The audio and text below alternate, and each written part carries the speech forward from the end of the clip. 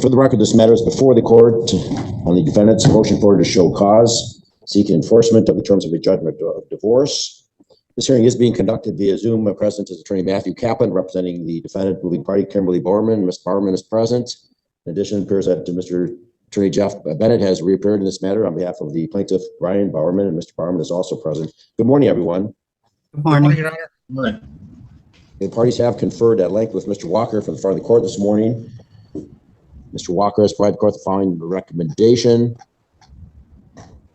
And noting that the plaintiff is current on the spousal support payments through the end of June of 2024.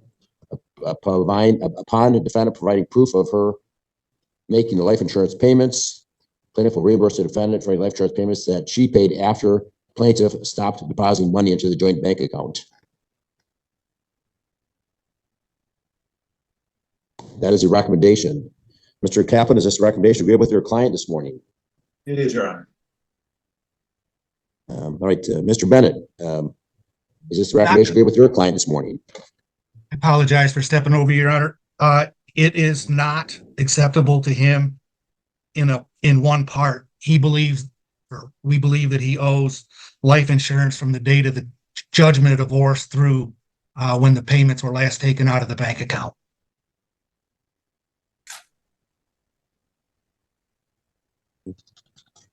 Does anyone have dollar figures this morning? What are we talking about? Difference of a couple $100 or thousands of dollars? Yeah, Your Honor, the amount which is stated in my petition is, let me find it for you. It's $4,035.35. That's in section 7 of the petition to show cause. That's the total that we believe is owed. And I do have all of my clients' bank account statements showing the life insurance payments being deducted from her account, and Mr. Bowerman failing to reimburse and pay those as part of the status quo throughout the proceeding, and then subsequently even after the judgment of divorce. And this was preserved in the judgment of divorce. And I would indicate that we were agreeable to the front of the court recommendation, provided that it was adopted. When Mr. Bowerman said it's not on this issue, I would just indicate for the court's edification that even though he's current on the spousal support now, he wasn't current when we filed our petition to show cause. And I don't want to belabor the point because he is current now.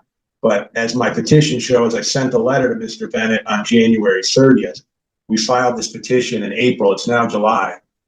Whether it's, I don't want to say a miscommunication, it was lack of. I never heard from Mr. Bennett, and my client never heard from Mr. Bowerman as to our petition to show cause and the sums outstanding.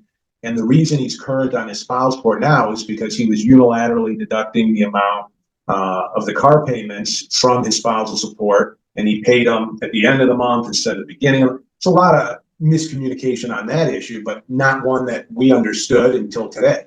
So while he is current on the spousal support now, he didn't pay it in compliance with the judgment of divorce. That being said, I want to move past that issue and say that clearly he was awarded the life insurance policy. It was his life insurance policy. He was required to pay the premiums as part of the status quo order.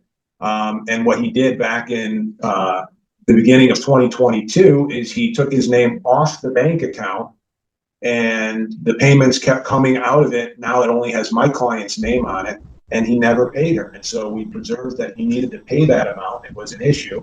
And then wasn't solved until several months after the judgment of divorce. So it's not an issue moving forward. But as of this point, he owes her $175 a month for those life insurance premium payments for a period of 23 months, totaling $4,035.35. So we believe that, as well as our request for attorney's fees, which was not addressed by the referee, is appropriate because, again, I made contact January 30th to try and resolve this issue. That's attached to our motion as Exhibit B.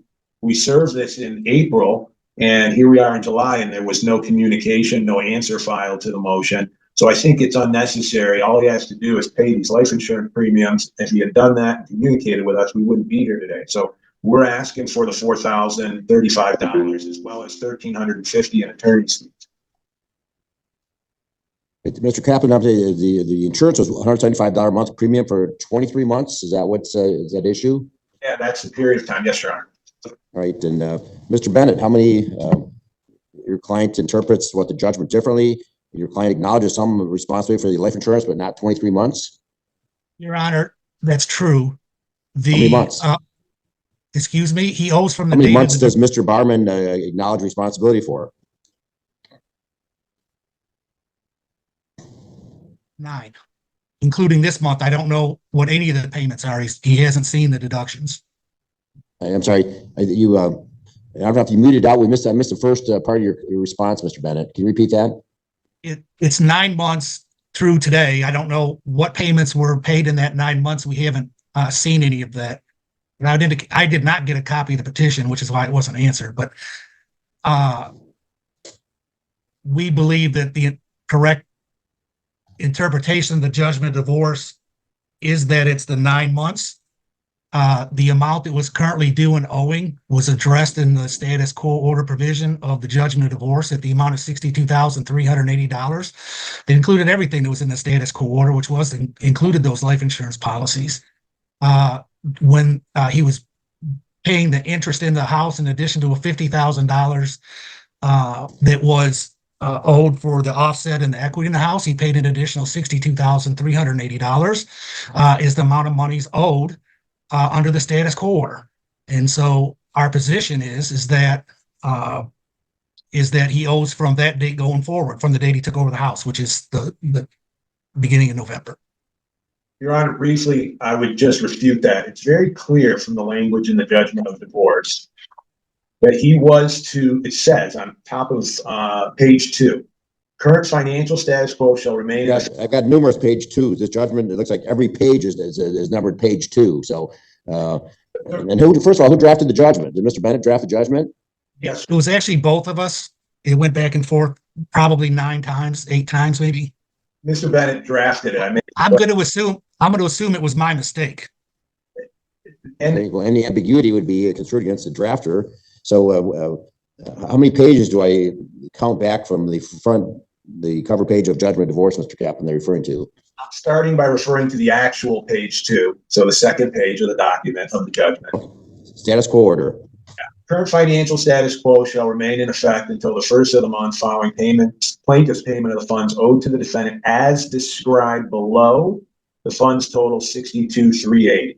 So the status quo, as the referee indicated, was for him to pay that, and that's why that amount's preserved for the life insurance. The $62,000, their argument that included the life insurance payments is false and deficient because the $62,380 is spelled out below. If we go to the next page, which would be page 3 of the judgment, even though it's not labeled appropriately, it says in section 1A, and that's what I'll do, I'll sort of numbers and sections, that she gets $50,000 for her interest in the marital. So that's $50,000. If we then turn the page in section 3, it says that she gets $5,000 for the offset of the equity in the vehicles. If we turn the page again in section 6, it says she gets $3,380 for an offset on the debt.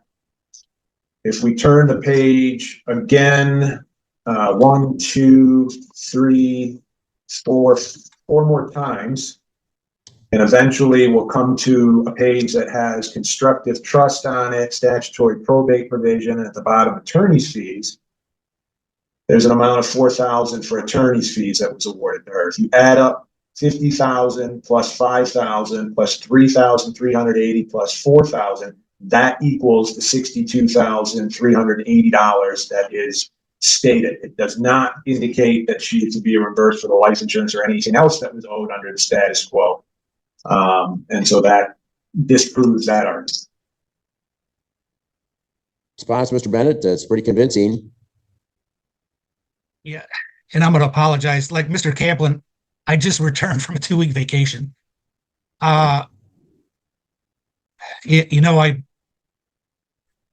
Brian, once he sends you the verification of the deposits, you're going to owe that entire money. He's right. $4,035.35. Well, thank you, Mr. Bennett. Do you need more time to confer this morning? I just went over it at the same time as Mr. Kaplan. My argument was a legal argument that I don't think Mr. Bowerman can help me with, but I believe that Okay. that is where the 62,380 went. He was required to pay his own life insurance through the status quo order, and so he's going to owe for those monies. But as I indicated at the front of the court, he'd been asking Ms. Bowerman for the verification of the withdrawal. She's never provided that, which is the reason that that I believe the recommendation says upon proof of the payments, he'll pay it. Mr. Bowerman, would you be able to pay it within 7 days of those monies being able to be provided to you that it was done? The 4,000, Yes, 4,035.35. I would not be able to pay all of that at one time. No. How much time? 3 months. That's reasonable. You're going to make it in 3 equal payments or nearly equal payments? Is that what we're going to do? I'll make them 3 nearly equal payments upon all the proof. Yes. Right. And then, Your Honor, is it relates to the spouse support? You know, blaming me for the support's always been current as of January. An attorney in Mr. Kaplan's office and I, we spoke on January 29th or 30th. And he, because I was preparing a motion for contempt because Ms. Bowerman wasn't paying the car payment or her car insurance. And in fact, actually, she got a new car and put that car on his insurance after the divorce judgment, but that's been fixed now. He advised me that Mr. Bowerman was paying 30 days behind instead of 30 days ahead on January 31st. He got caught up through February. So he paid January's and February's payment. He's been current ever since. And I guess I don't understand. I had explained to whoever it was, I thought it was Mr. Kaplan at the time in January, that he was going to pay it and get caught up, and he did that. So I don't know why I would reach out after he pushes in my opinion, that he wasn't able to understand that the spouse support was in fact current and has always been current once he got 30 days in advance instead of 30 days behind. So I would ask that you order him to pay $4,035.35 in nearly equal payments over the next 90 days from the date that the proof is provided either to me or through Mr. Kaplan or to him through Ms. Bowerman, and deny the request for attorney fees.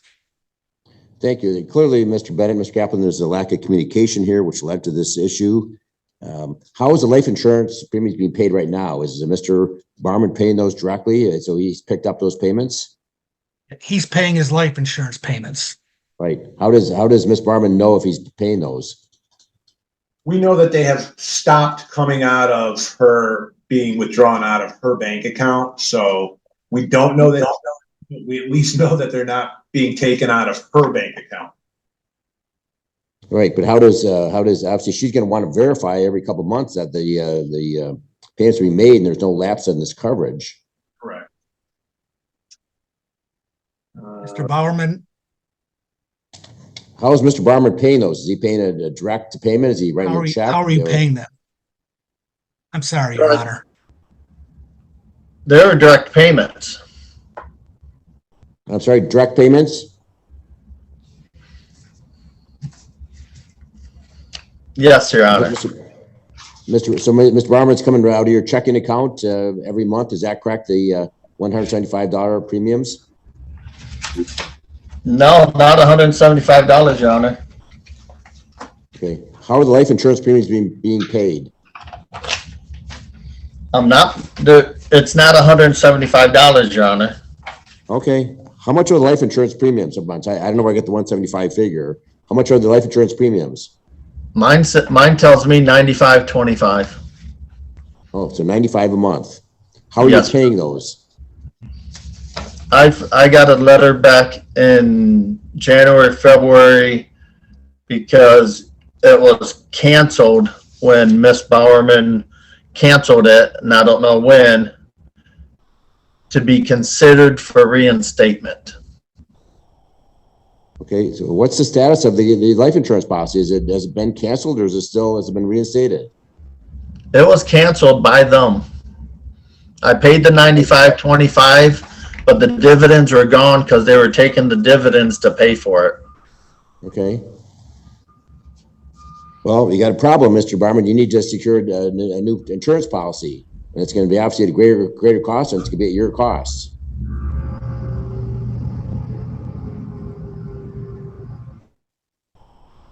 I'll explain the obligations to Mr. Bowerman. All right, I'm going to set this review and make sure that Ms. Bowerman is protected and Mr. Bowerman has secured additional new insurance and amount sufficient to basically the purpose of the insurance was to make sure that the spousal support obligation was covered, correct, Mr. Kaplan, Mr. Bennett? Yes. Right. How will Ms. Bowerman, what kind of documentation will she provide to Mr. Bowerman of her payments? Is she going to provide bank statements? Yeah. Okay. Mr. Kaplan, I didn't hear you. Yes. Okay. When can you do that? I can do that probably within the week. I'll be able to do that this afternoon, Your Honor. Do we need documentation, Mr. Bennett? Does Mr. Bennett deny that she's made these payments? The $4,035.35? Yeah. Your Honor, we're asking for verification. He doesn't know what the payments were. If Mr. Kaplan can email them to me, then. Okay, all right. So the recommendation is that plaintiff shall reimburse defendant for any payments that she paid after plaintiff stopped depositing money into the joint account. Mr. Kaplan, when she does that, it's been proposed that he have that paid on or before September 30th. Any objection to that time frame? What was suggested that he makes 3 equal payments over the month. I'm sorry, you're breaking up too, Mr. Kaplan. I'm sorry, Your Honor. I understood that Mr. Bennett indicated his client would pay it over 90 days, 3 equal payments at 30, 60, and 90 days, and we have no objection to that. All right. Mr. Walker, are you still available? Yes, Your Honor. Mr. Walker, could you add to this recommendation that the plaintiff will pay the amount due to the defendant in 3 equal monthly installments within the next 90 days? And finally, the court's going to set this for review perhaps the first week of October to make sure that's been satisfied. We'll reserve the issue of plaintiff defendant's request for attorney fees will be reserved, Mr. Kaplan, and we'll come back and address the status of the life insurance.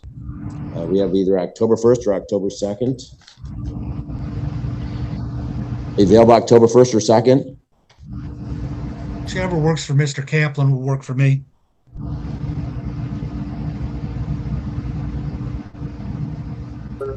First, please. Okay.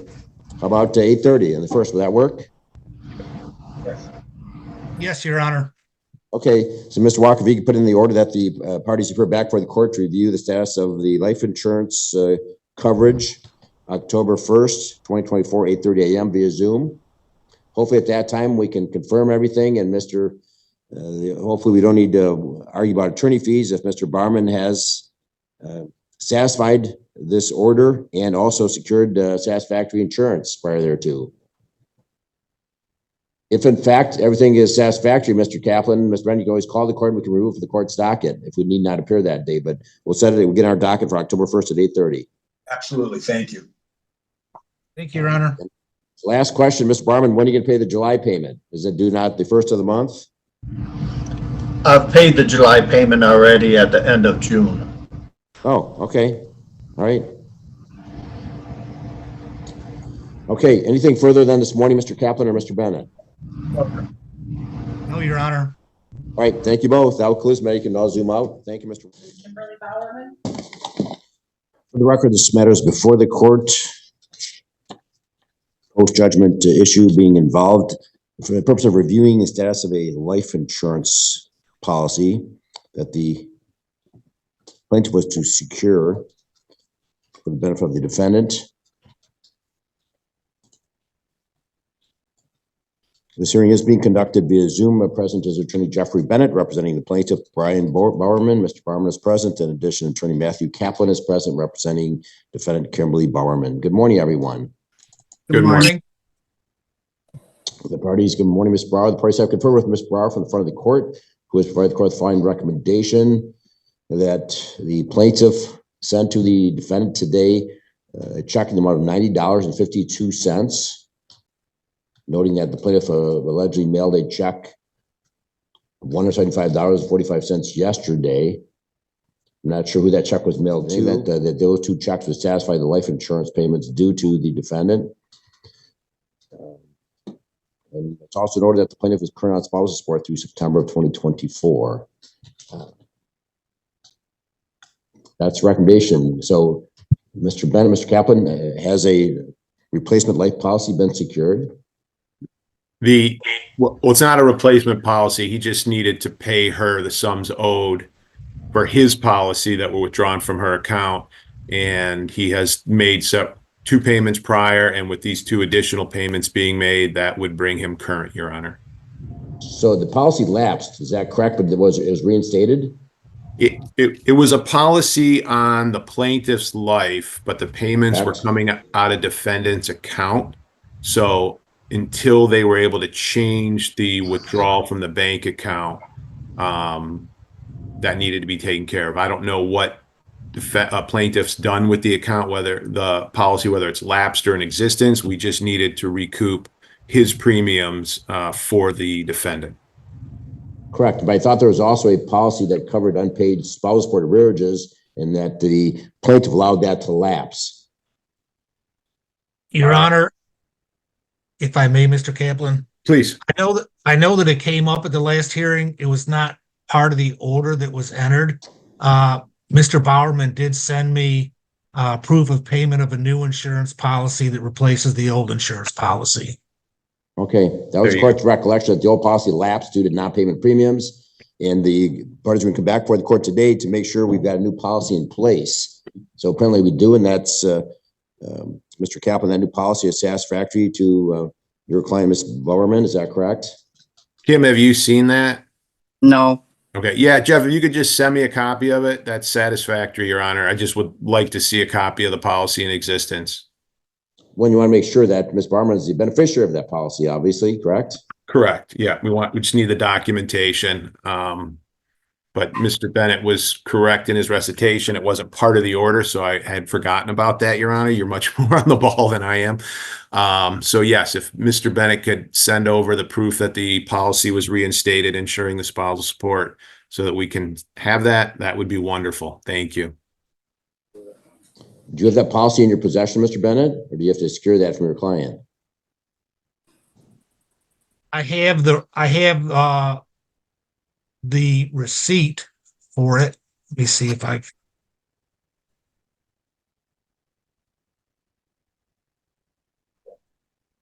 will get the deck page for Mr. Bowerman and send it over. Okay, that's the whole purpose of today's review, but in any event, this second check, the $175.45, that was also mailed to the defendant yesterday. $175.45 yesterday and $90.52 today. Okay, mailed to the defendant, correct? Yes.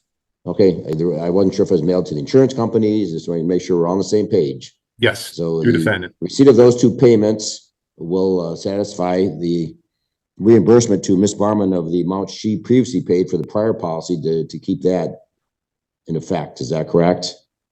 Yes. Okay, so that will take care of that. We just simply need to confirm. So unless someone petitions the court will assume that there's, I guess we can take some testimony from Mr. Bowerman this morning that he did secure a new policy and that Ms. Bowerman's a beneficiary. Any objection to doing that? No. Right, Mr. Bowerman, can you raise your right hand to be sworn, please? Mr. Bennett, do you want to make the word to your client regarding this new policy? Certainly. Mr. Bowerman, you're aware that you're required to maintain two separate life insurance policies that name Ms. Bowerman is the beneficiary as long as you owe spouse support. You understand that? Yes, And one of those policies is through your employer, correct? correct, And there was another policy that lapsed. correct. Is that true? And since then, you have replaced that policy? Yes, I have. March of 2023, I opened a new one. And where is that one at?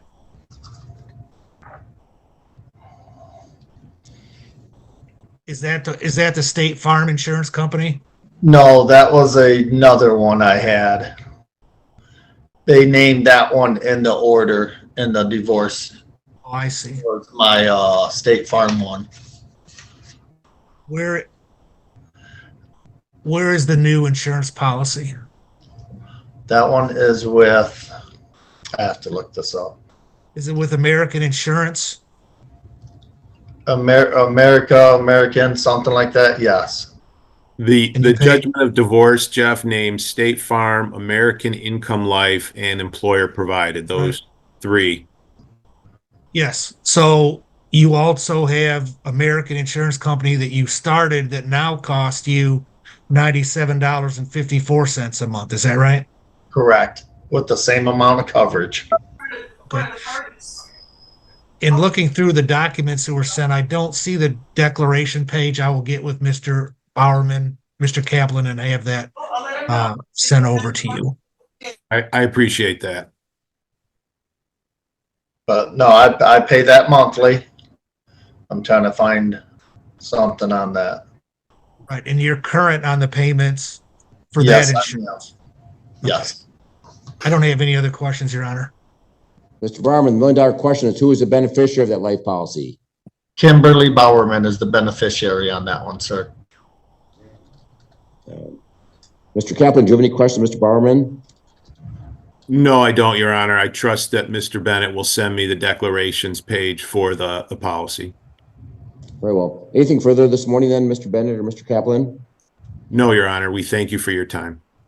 Oh, Your Honor. Thank you. Oh, you're welcome. Ms. Barr, can you simply add to this recommendation that the plaintiff has testified that he has secured a new life policy, naming the defendant as the beneficiary, please?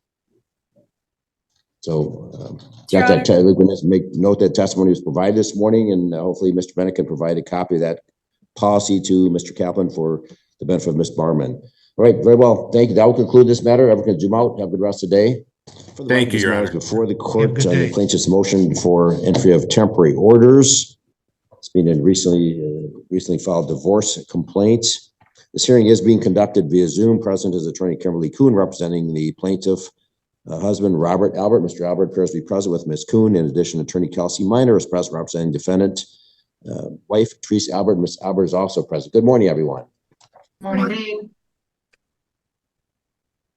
The court noted that this matter is scheduled for a pretrial conference on July 26th at 8:30. The court thought since the parties appeared today, let's do that pretrial today.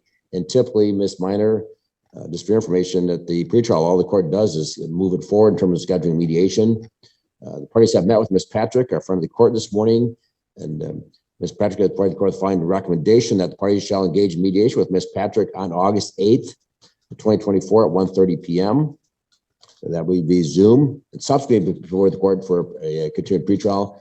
Is it possible, Mrs. Patrick, you can add to this recommendation that they'll appear before the court subsequent thereto?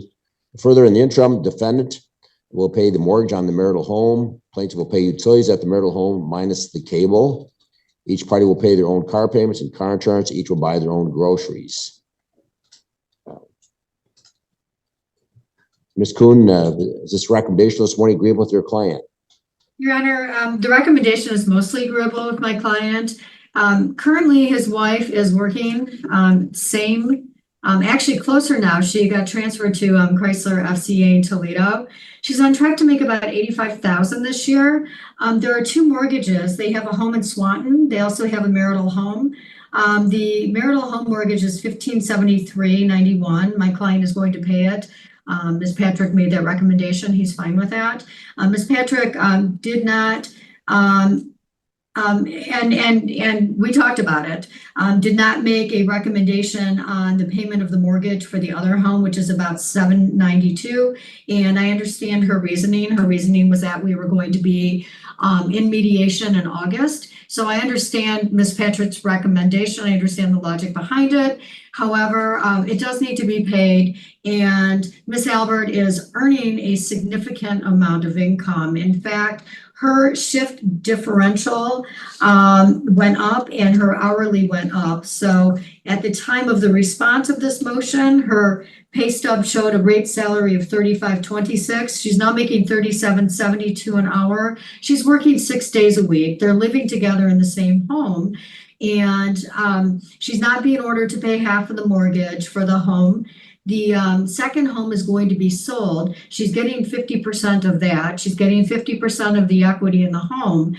Our argument is that she's really only going to be paying about maybe $500 a month. She's going to be paying, I believe, a portion of her car insurance and her she's going to be making her car payment. I don't know if the court mentioned that, and I apologize. Yes. Each party will pay their own car payments and car insurance.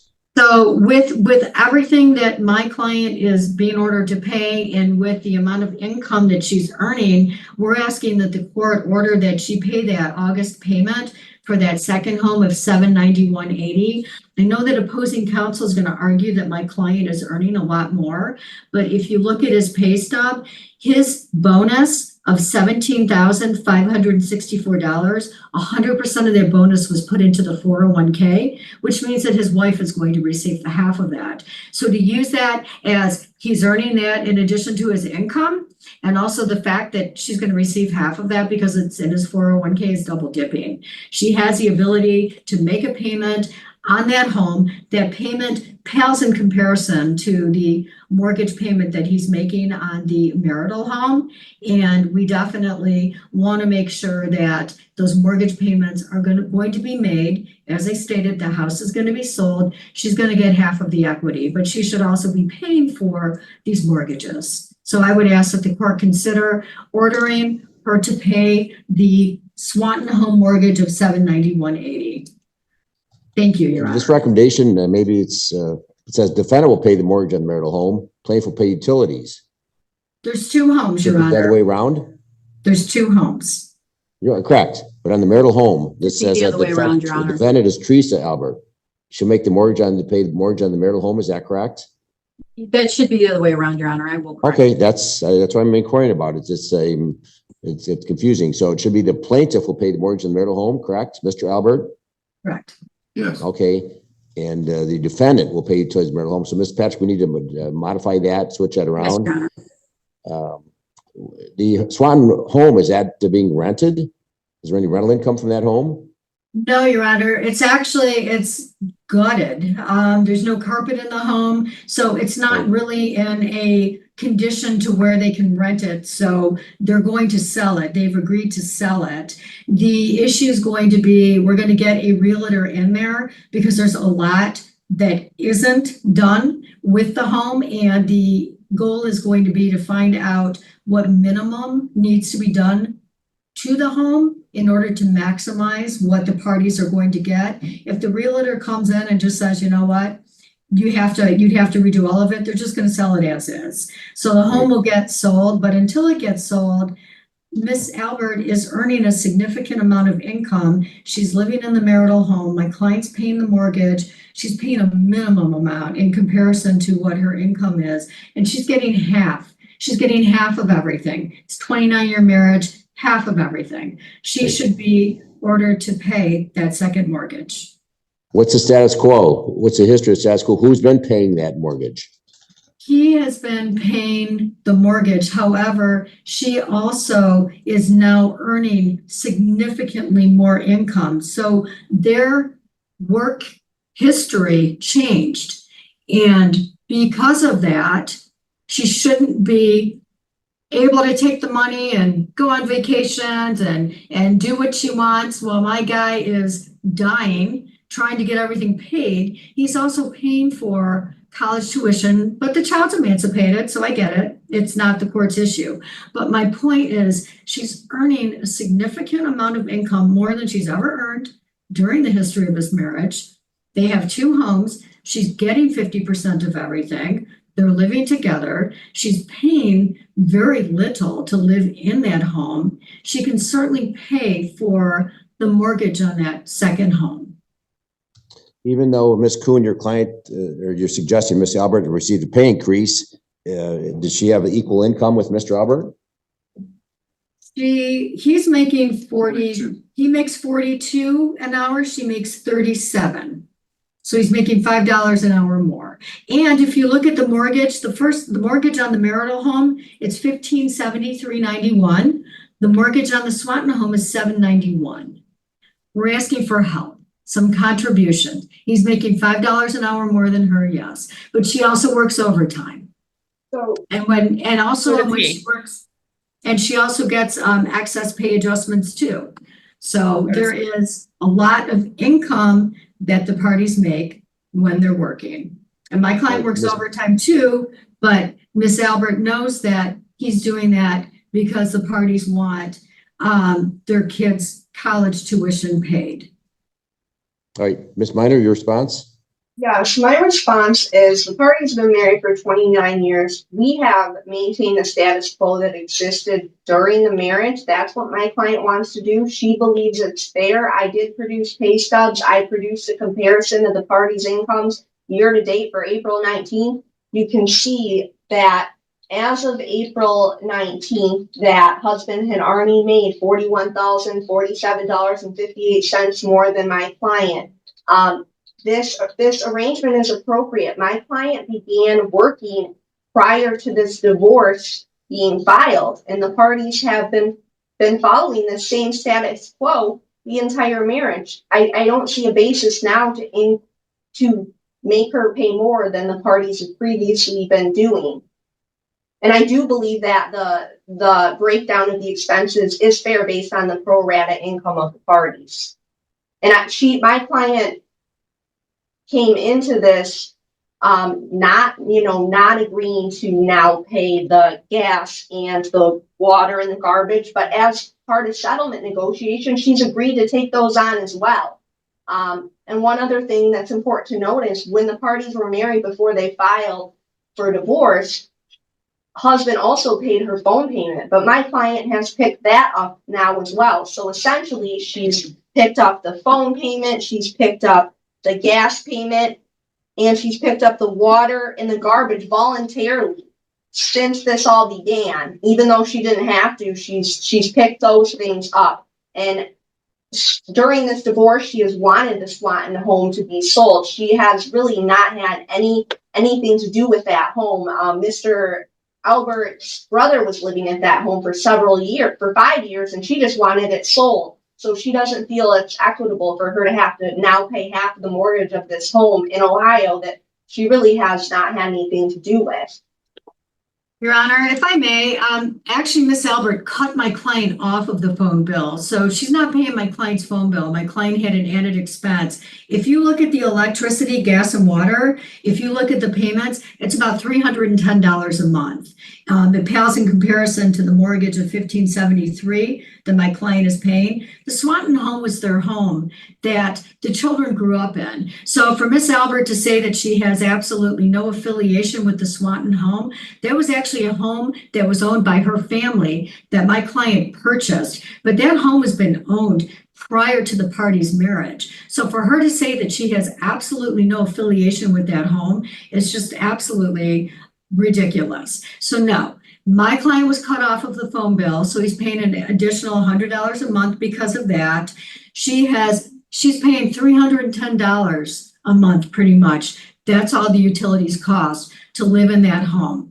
So she should be ordered to pay the mortgage on the Swanton home. And again, you have to remember, Judge, that my clients, if you look at the pay stubs, that $17,000 profit share went into the 401k. She's getting half of it. She can't double dip it. So he makes $5 an hour more than her. She's only paying $310 a month on the utilities. He is paying the lion's share of everything. To order her to pay the mortgage of $791 and the utilities, that's about $1,000 a month. She's making about $85,000 a year. I don't think that that's unreasonable, especially in light of everything else that my client is paying in addition to that mortgage. Very well. At this point in time, the court's going to order that the status quo continue if in fact Mr. Albert has been paying that Swanton home mortgage, which I understand he has been. He'll continue. We're going to mediate this in a month. The court can review that. We can address that subsequent to mediation if necessary. Ms. Kuhn, now is that August 8th? Will that give parties sufficient time which to complete discovery? I don't want to come up on August 6th and say, oh, we need to vacate and cancel valuable mediation dates if in fact you need more time to complete discovery. Your Honor, I don't cancel mediation dates, and we have enough time. When Okay. we scheduled the mediation, we did that knowing that we were going to get a market analysis and get moving on it. All right, Ms. Minor, likewise, you'll be prepared to mediate on August 8th? I have a market analysis of the Swanton home and a market analysis of the marital home pending, and Mr. Albert's responses to our interrogatories are due prior to the August 8th date, so we will be ready for mediation. They actually went out today, and you should have an email copy. I'm just waiting for his retirement, so we're supplementing that. So those actually went out today. There were requests for admissions I wanted him to sign, so those actually went out to you today. Okay, thank All you. right, thank you, Ms. Kuhn. Thank you, Ms. Minor. And the court suggests let's get that Swanton home on the market. Let's liquidate that as soon as possible so we don't have this issue of who's making mortgage payments. But if in fact Mr. Albert was paying that in the past, we're just going to continue that. We can address it again on August 8th if necessary, Ms. Kuhn. So the court will order that the parties mediate on August 8th. The court's going to adopt Ms. Patrick's recommendation this morning. She's going to change around. So the plaintiff will make the mortgage on the marital home. Defendant will pay all utilities of the marital home minus the cable. Each will pay their own car payments and car insurance. Each will buy their own groceries. And the parties will appear before this court for continued review or pretrial subsequent to the August 8th, 1:30 mediation with Ms. Patrick. Anything further this morning, Ms. Kuhn or Ms. Minor? No, Your Honor, that's it. Okay. Just for clarity, I may have missed you stating this, but the July 26th pretrial, we don't need to appear. Yes. Thank you. Yes, the court will vacate the July 26th pretrial. Thank you, Ms. Minor, for yes. That was the intent of the court. But yes, the intent of the court is to do that today because of the motion hearing date. So the July 26th, 8:30 pretrial is vacated. Very good. Thank you, Judge, for that clarification. All right. Ms. Patrick, if you can modify this rec, that would be wonderful. All right, that concludes. Whenever can zoom out. Have a good rest of the day. Thank you, Judge. You too. Your Honor, I believe that modification should be in your queue. Let me. Everyone. Good afternoon, Judge. Have the parties been able to make progress relative to their own resolution this afternoon? Not really, Your Honor. We do have two things that were agreed to today, that there's going to be an appraisal done on the Erie property, Erie, Michigan property on Temperance Road, and that the home that's located in Swanton, that a deck will be repaired on that.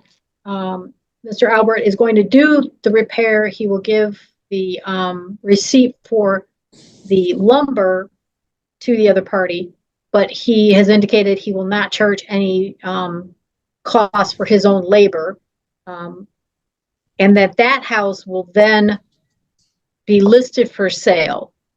I believe those are the two agreements we have today. Ms. Kuhn, is that correct? Yes, I believe it would be listed for sale by Sukajawa, but we're not really getting anywhere, Your Honor. I had recommended to Ms. Minor possibly mediating with Mr. Godfroy, but I believe that they're resistant to doing that. So I don't know if we just need to set this for a trial date. I'd like to try to mediate with Mr. Godfroy, but if I can't get the other side to agree to it, then I'm really left with nothing other than to look at, getting on a scheduling order and just setting this matter for trial. The partial agreement placed upon the record by Ms. Patrick and an accurate statement of your client's agreement. Yes, Your Honor. Okay, and Ms. Minor, likewise, did Ms. Patrick accurately state your client's partial agreement this afternoon? Yes, she did. And I think that she did do a good job with the mediation. We're hoping that we could get a date in front of her to come back.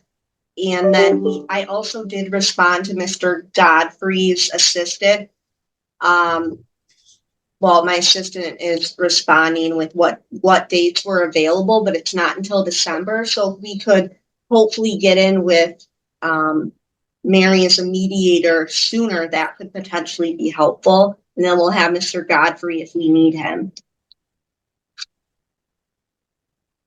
Okay, well, the court would suggest we take, but first of all, with respect to the partial agreement, Ms. Kuhn, you'll prepare an order? I will. Okay, the court would like to take the proofs this afternoon since this case is getting old. The other issues, we've got real estate division. The parties have been separated since 1995, is that correct? That's No. when we were married. I'm sorry, are the parties currently separated? No, they're together, Judge. Oh, okay, I'm not sure where. Okay, where are they? Got that. So we have real estate division, personal property division, pension benefits. Is there any significant unsecured debt, credit card debt? A little bit of debt, nature. not much, just a little bit. There is some debt. And then we have the spousal support and attorney fee issue. Okay, I'll mark that. Okay, just so the court's aware of the issues.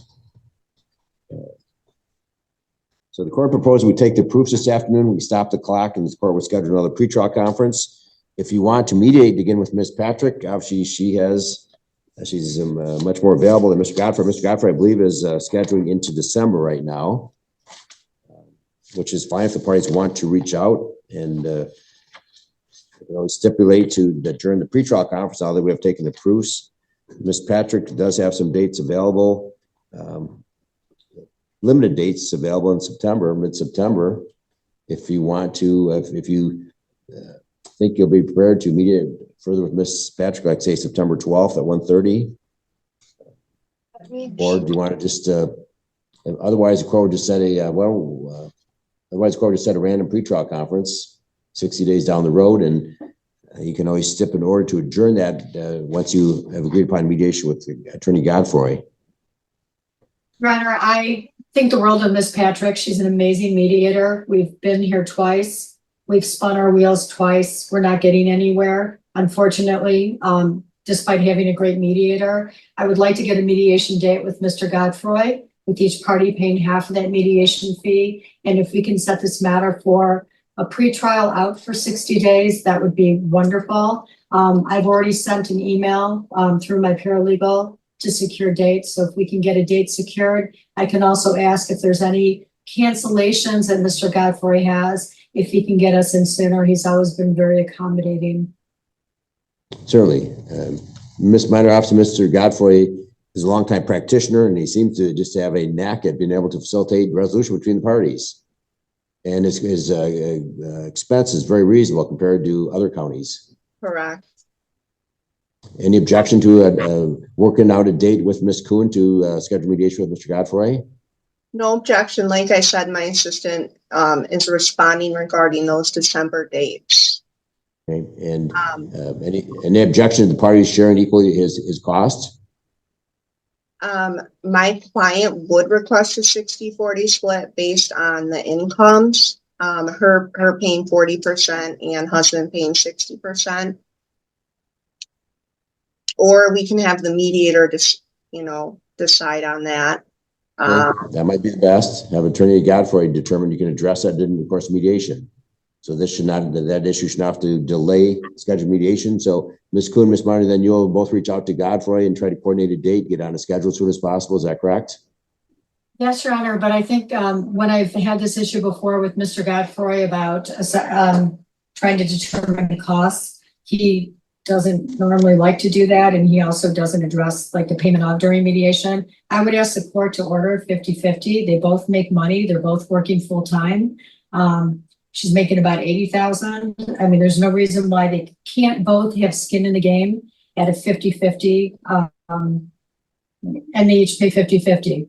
So I would ask, and the court, I mean, we've had situations with people that have disparity of income before, and they've each paid 50% of the mediation fee. I would ask that the court order that. And again, I would ask the 40-60 split based on what I believe the incomes are. From last time we were in front of the court on a motion as well. We showed the pay stubs. There's Well, the court doesn't have any financials, so I guess both sides, they can submit recent WTs. The court will reserve that issue. The court would strongly suggest parties schedule something with Attorney Godfrey. And if you want to, before the mediation, the court can make a determination, provide the court with recent pay stubs and year-to-date payments. And yes, it should be prorated based upon their ability to pay. Maybe we'll have the home sold by then. We'll have proceeds from the sale home and we can pay that out of the home proceeds. It's another option. Of course, that's more of a 50-50 split. The court would agree, but the court reserved that issue at this point in time. But if we can please move forward with scheduling that. In terms of another continuing mediation, the court wants to keep tabs as file. Would you suggest any objection, Ms. Meyer, to going out to maybe October? You can always do a step in order to adjourn that. Let's just pick a random date in October. I am Maybe fine. October 25. If the parties have a resolution, they can always come before the court before then. I'm always available. I just want to make sure the attorney schedules are good for October. That's fine, Your Honor, October 25th. At 9 o'clock? How about 9 a.m.? That's fine. Ms. Yeah. Brown, are you available the morning of October 25? It's a Friday. Yes, that works, Your Honor. So 9 a.m. It'll be a Zoom pretrial. If in fact you've got a date scheduled for mediation, you can do a step in order to adjourn this pretrial conference so that it can immediately follow that mediation. That's the court's preference, is that we have a pretrial conference while things are fresh. And if the parties have an agreement, that we capture that on the record. So court will mail out notice in that regard. Ms. Kuhn, you can be with Mr. Albert, please. Yes. Can you please state your full name for the record? Robert K. Elbert. Robert, is it true that you're a resident of the state of Michigan for at least 180 days and 10 days in Monroe County immediately preceding the filing of this complaint for divorce? Yes. Is it true that you and your wife were married in Swanton, Ohio on October 7th, 1995? Yes. Is it true that you had 2 children born of the marriage, however, both children have emancipated? Yes. Is it true that your wife is not pregnant? Yes. Is it true that there's been a breakdown of the marriage relationship to the extent that the objects of matrimony have been destroyed and that there remains no reasonable likelihood that this marriage can be preserved? Yes. Are you asking the court to grant your complaint for divorce, order the parties to go to mediation with Mr. Godfrey, and reserve all the issues, as well as adopt the partial agreement that was placed on the record today? Yes. Okay, no further questions, Judge. Thank you, Ms. Kuhn. Ms. Miner, do you have any questions of Mr. Albert? No. No, you're good. Ms. Miner, do you have any questions of Mr. Albert? I don't have any questions for him at this time, no. Okay. If you can confirm with Ms. Albert that she's not now pregnant, please. Yes, I have some questions for Miss Albert, yes. Miss Albert, are you currently pregnant? No. Okay. And has there been a breakdown of the marriage to the extent that the objects of matrimony have been destroyed and can no longer be reasonably repaired? Yes. Right. If the judge were not to grant your husband's request for divorce, would you continue to live together as husband and wife? No. Okay. And do you understand that we will be mediated with Attorney Godfrey? Yes. Okay. Do you understand that we did reach an agreement today on 2 different issues? Yeah. Right, but you understand that we still need to mediate in order to resolve the rest of the outstanding issues in your case? Yes. And are you requesting a name change today, or are you reserving the name change decision? Okay. All right. Nothing further, Your Honor. All right. Thank you, Ms. Miner. Ms. Kuhn, do you have any questions of Ms. Albert? I do not. Very well. Thank you. Based upon the testimony that's been presented this afternoon, as well as complaint filed in this matter, the court finds that jurisdiction has been established. The court further finds that there has been a breakdown of the marriage relationship to the extent that the objects of matrimony have been destroyed. There appears to be no reasonable likelihood that the marriage can be preserved. At this point, the court will reserve all standing issues and order the parties to appear before this court for a continued pretrial conference, October 25, 2024 at 9 a.m. via Zoom. If, once again, counsel, if in fact you have a date with Godfrey, there's no purpose in appearing on October 25, you can do a step in order to adjourn that pretrial to follow the mediation. Thank That's you. good. And in the interim, but just prior to that, we can, if necessary, even on that date, the court can address the apportionment of the cost of Godfrey's mediation. Your Honor, it's If you gonna cannot cost work my through that. client more money to submit motions to you. It just doesn't seem like it's a great Okay. expenditure. So if they Hey, want to do we can address that 60/40, October 25 then. We can address October 25. Presumably your mediation's not gonna be till December. So if we can address that October 25, you can send to the court in advance that date, the financials for your respective clients. The court will make that decision then on that date, if that will work. well, what my client said was he'll do 60/40 so we can just move forward and get this done. Okay, all right. All right, so you can include that in the order then. I will. Ms. Kuhn, with respect to real estate, that the parties will meet with Attorney Godfrey. Mr. Albert paying 60% of Mr. Godfrey's fees and Ms. Albert paying 40%. All right, that's it's wonderful. Thank you, Ms. Kuhn, for assistance. Now we'll conclude this matter. We can zoom out and have a good rest of the afternoon. For the record, this matter is before the court on the objections to a referee recommended order filed by the defendant, Jerry Jewell Jr. This hearing was scheduled for 9:30 a.m. It is now 10:05 a.m. Jerry Jewell Jr. has failed to appear. He's not contacted the court. This hearing is being conducted via Zoom. Over the Cassandra Flores is present. You are Cassandra Flores, is that correct? Yes, I am. Have you had any recent contact with Mr. Jewell? Just a few days ago, I think it was on Friday when our son had a doctor's appointment that he brought him to, Okay, but he did not say anything about court at all. okay. Well, it was his objection, so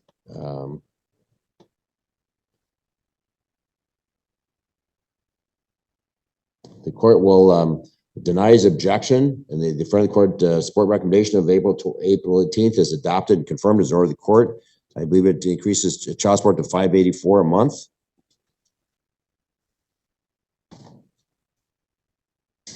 So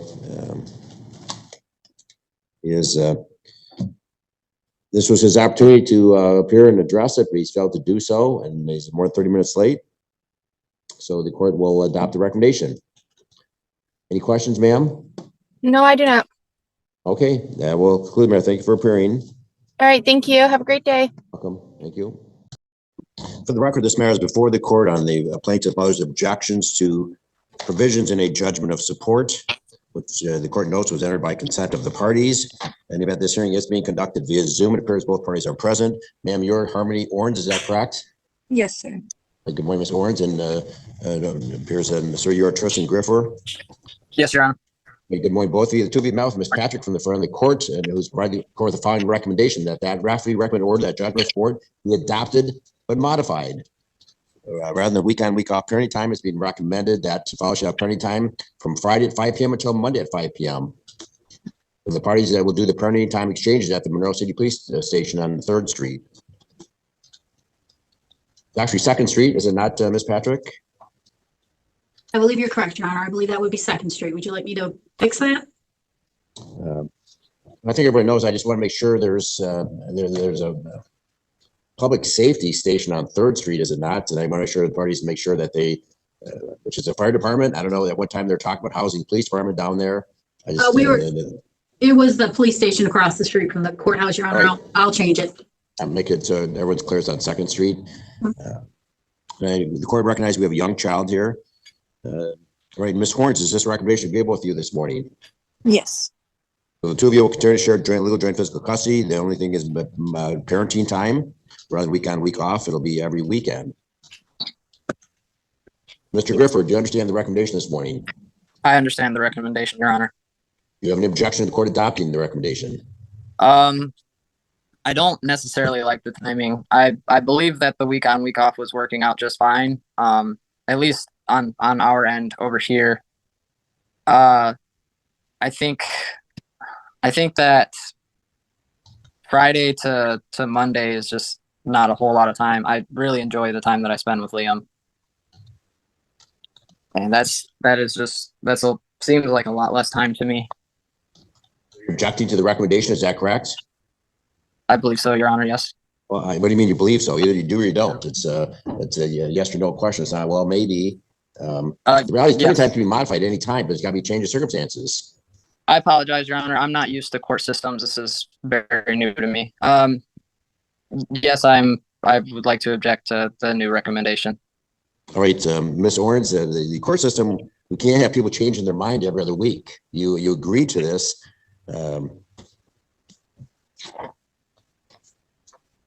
On May 7th, a month ago, 2 months ago. What's the change in circumstances? Why should we? I mean, we just can't willy-nilly change our mind because we talked with our sister or our mom, or why? What's been the change that should convince this court to modify parenting time? So for the longest time, we were doing only weekends. It was very recently, right before the court date, that I had agreed to it. When I had agreed to it, Tristan and I he was actually at my house for 3 days. He came and stayed the night with me. We were taking Liam to the park. We were planning on taking him to the zoo. I guess I got more so wrapped up in enjoying the family time that I didn't know how any of this worked. And I thought that if I hadn't agreed to that, Tristan would be put on child support, which I did think if I was put on WIC, he would too. And I warned him of that. When I agreed to it, I thought I'd be seeing Liam more. And I did tell Tristan, if we do week on, week off, I want to be able to, if I'm missing him, I want to see him. And he was like, well, we can figure that out. Well, when he stayed the night, he was here the morning of the Zoom call. We did it together in my house. And I had agreed. He stayed like a day or two longer. And then right after that, I feel like, and it's my fault. I felt like I had been a little manipulated because right after he had said, we don't need to be doing things together with Liam anymore. And then he threatened me saying Liam's birthday was his week. And it just made me realize that I was going to be spending that whole week away from Liam, even if I missed him. Liam has a routine with me. He has his own bedroom. I give him baths at 8 o'clock.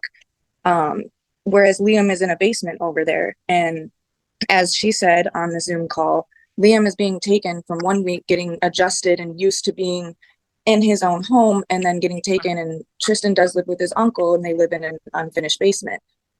He's going over there, and then he has to readjust for a whole week.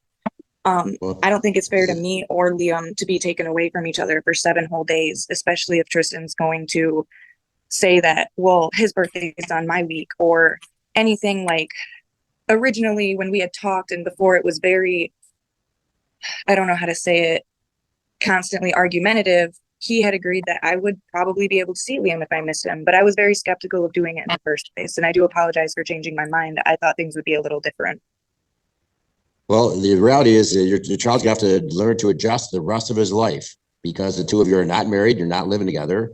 And so that child's going to go back and forth, back and forth. You're going to have issues the rest of the child's life, at least until the child's 18, when he's an adult. Ms. Patrick, the court's torn about this because we can't have people just changing their minds. There needs to be some sort of change circumstances. And other than Mr. Grifford the child living in a basement, do you think there's any other basis to change this? Well, Your Honor, the child is only 10 months old. Also, I am a little concerned about mom saying that she feels she was coerced into this and maybe it might have been misled. I have no way of knowing that, Your Honor. My biggest concern is this child is only 10 months old. It just seems like that is an awful, and I had told the parties that if they hadn't agreed to this, it probably would not have been recommended. But based on the pleading that mom put in with her objection, have a concern that maybe she was misled or she may have been coerced into agreeing to this. All right. All right. Thank you, Ms. Patrick. All right. Having heard from both parties and the court will rely upon its front of the court, the court will adopt the recommendation. Father's parenting time should be weekends, Friday at 5 to Monday at 5, and the two of you shall meet at the city police department to exchange the child. I presume, Mr. Grifford, both of you have a child seat, correct? Yes. For this is overnight. It's a young child. You have a crib for the child? Yes. Okay. Obviously, I trust the basement is not real good, ideal long-term conditions for the child. You're sleeping on a different floor than this 10-month-old child. Is that correct? No, we sleep on the same floor together. We'll be moving soon up to a different floor. It was only temporary. All right. I mean, you should be on the same floor as this young child. It's not a 4-year-old child. It's a 10-month-old. Yes, no. Sorry, Your Honor. So, and you know, obviously parent time can always be modified. So as the child gets older, Mr. Griffer, you can always petition the court to modify parent time. Circumstances are going to change. Your employment, where you reside, you could be living farther away, closer to each other. So circumstances change. Either side can petition for further modification of parenting time, but at this point in time, the court will modify parenting time to give father every weekend, Friday at 5 to Monday at 5. Holidays, if you cannot agree upon holidays, the front of the court holiday schedule will apply. Namely, alternate the child's birthday. Mom is every Mother's Day, dad is every Father's Day. Go online, get the front of the court holiday schedule, and that's how you handle holidays. It addresses all the holidays, including 4th of July. So who is, when we're going to start this? Will Dad have this coming Friday, the 5th of July? Liam is currently with Tristan because it was his week. He is up north with him. I don't think they will be back until Sunday. So I guess I could probably just get Liam back Monday and he'll just have him that extra night for this week. That makes sense. So we'll just the servers on the same page when we leave here. So you'll meet at 5 o'clock on Monday. Mr. Grifford, bring the child back to mom at the Median City Police Department. Okay. Yes, sir. One question, just so that we're not entirely confused on the meeting place. So when I had suggested that we go to the sheriff's department, my understanding is that there is a parking lot on the I want to say the 3rd Street side of the facility, where most of the Monroe County Police. There's a parking lot on the 2nd Street adjacent to the sheriff's department. Or you can pull it up. It's the same complex. The city police and the sheriff's department, the same complex. The exchanges are done in the front, sir. There's parking spots in the front of the building. The exchanges are done in the front of the building. The lot you're talking about, that's like an employee lot where they park the police cars. The exchanges are not done there. So you would go around to the 2nd Street. That's what the court was saying. They're done in front of the building, which is on 2nd Street. Okay, I may be confused the first time we do this, but I think I understand where to go. So it's a combined law enforcement facility. It's the sheriff department and city police. It's located on 2nd Street. You can pull right up in front of the building and exchange. Okay. Okay. Thank you, Ms. Patrick. All right, that will conclude this hearing. You can both zoom out. Have a good rest of the day. Thank you. Welcome. Thank you. Happy holidays. Thank you. The record of this matter is before the court and the objection filed by defendant Stephen Avine to a recommended order, referee recommended order denying his motion to modify child support because he failed to appear. This hearing is being conducted via Zoom. Is Stephen Avine present? Okay, there's Mr. Avine. Hello. Is it pronounced Avine or Avine? Avine. Avine, all right. Mr. Avine is present and plaintiff Amber Sakata is also present. Good morning. Morning. The two of you have conferred with Mr. Walker this morning. Mr. Walker, for the court, recommended that referee recommended order be rescinded and canceled.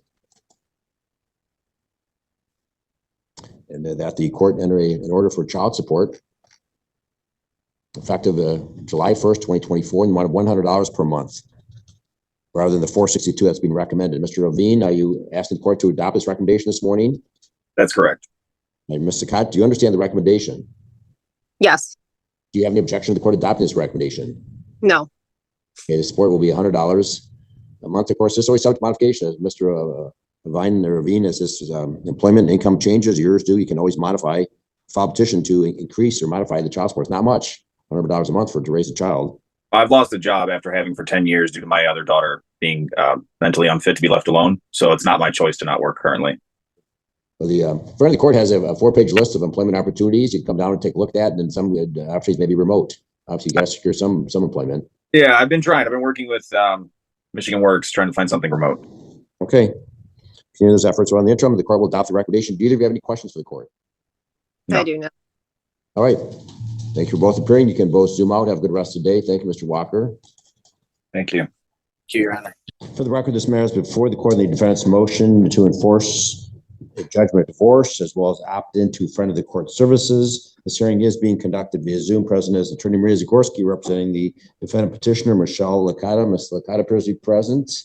In addition, Attorney Jim Bartlett is appearing this afternoon. Good afternoon, Mr. Bartlett. Good day. With you is Troy Licata, is that correct? Correct. Parties have conferred, I believe, with Mr. Walker for the front of the court this afternoon. Court has received the following recommendation that this case be opted back into the front of the court services commencing July 1st, 2024. It's noted that, I guess, spousal board arrearages are $14,747.68 will be placed onto the front of the court account. The arrearages owed include the requested amount for the filing costs of the taxes. Finally, the plaintiff is requesting attorney fees.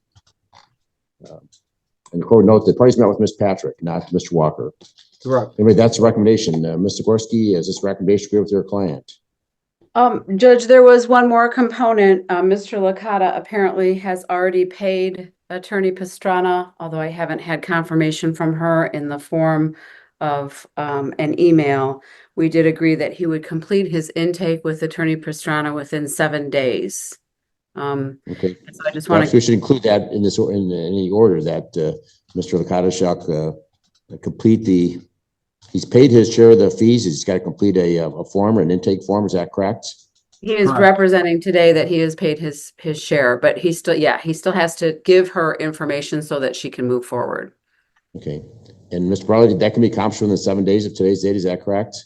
If we make it next Friday, just due to the holiday, that would be my request. I'm forwarding to Ms. Zagorski the proof of payment right now.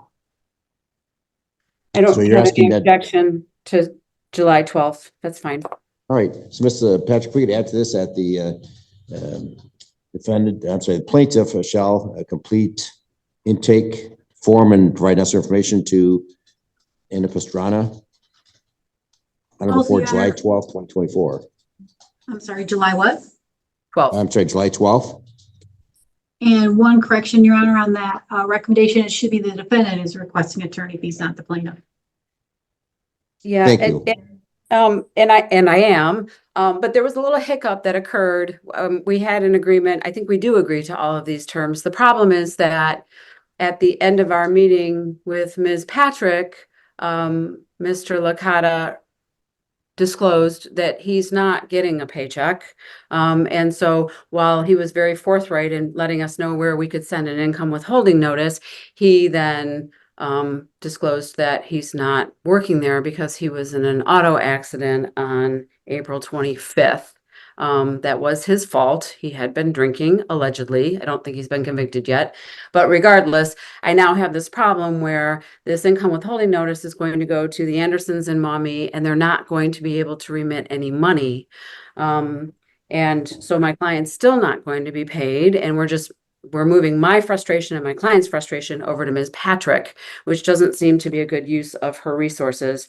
Judge, the judgment that was entered did, of course, retain jurisdiction by this court to enforce the property settlement provisions. And so I think it's appropriate to talk about selling Mr. Licata's house so that my client doesn't have to underwrite his lifestyle. Yeah. Well, first of all, Mr. Bartlett, is your client, is he totally disabled? No. He Okay. is still employed by the Andersons. He is on medical in part due to that accident. That income withholding order can certainly still go to the Andersons. And when he resumes work, because you go back when, the 10th? I don't know yet. All right. When we were talking, you had indicated you would likely be back July 10th. And so that's where we're at with that. He needs, I guess, medical clearance to go back, but he is still employed there. As far as throwing the house in the mix, that wasn't requested in this motion. That's unusual and extreme relief. We've already agreed to much of this. Mr. Licata is trying to dig himself out of this hole and address things. So the income withholding order, I think, is still a valid option. We opted back into front of the court services. He understands that the money is not there. They would have to come out of his disability benefits, which are being reviewed at this moment. So that's where we're at with it. I'm happy to have him answer any questions the court might have.